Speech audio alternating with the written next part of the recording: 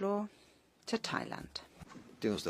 You have the floor. Mr. Chair, it is with deep regret that we need to take the floor in response to comments made by our Cambodian colleague.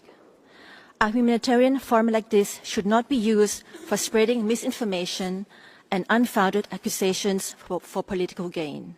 Firstly, Thailand once again reaffirms that the villages mentioned by Cambodian counterpart are in Thai territory, and their existence is because Thailand made the decision to open up our borders in the late 1970s for hundreds of thousands of Cambodians fleeing the civil war in their country to shelter in Thailand.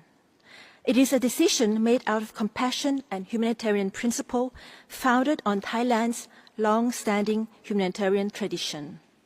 These villages originally served as temporary shelters in the 1980s for Cambodians fleeing combat that were screened by the UNHCR, awaiting resettlement in third countries.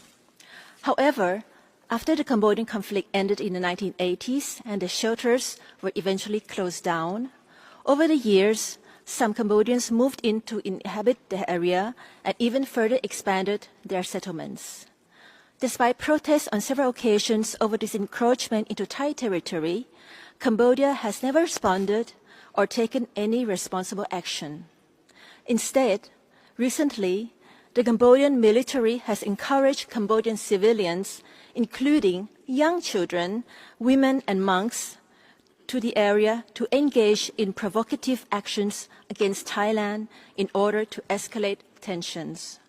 This is a serious violation of Thailand's sovereignty and domestic laws, as well as breach of the commitments under existing bilateral frameworks, and a demonstration of Cambodia's failure to uphold its obligation under international human rights instruments and the Fourth Geneva Convention.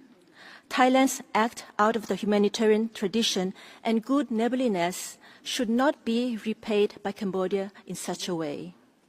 Secondly, on the prisoner of wars, Thailand reiterates that 18 POWs were captured during the renewed hostilities initiated by Cambodia in breach of the ceasefire agreement.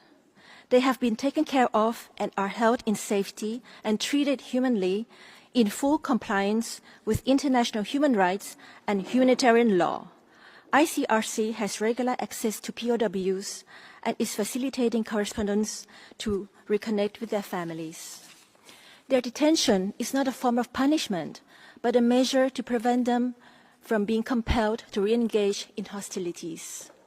They will be released and repatriated upon the cessation of active hostilities.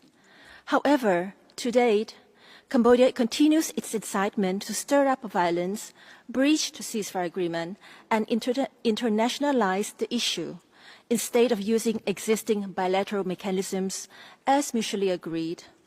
It raises doubts over its sincerity and good faith of Cambodia in working together to achieve such direction. A clear evidence of Cambodia's sign of cooperation in good faith is key to our further deliberations. I thank you, Mr. Chairman.